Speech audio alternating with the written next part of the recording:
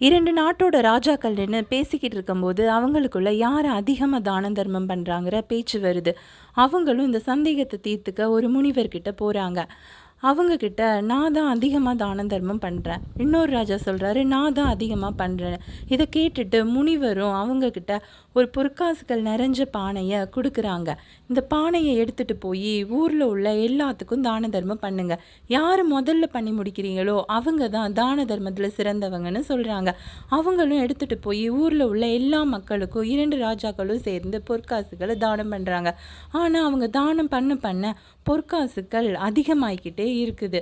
அவங்களுக்கு என்ன பண்றதுன்னே தெரியல. ரொம்ப குழப்பமா இருக்குது.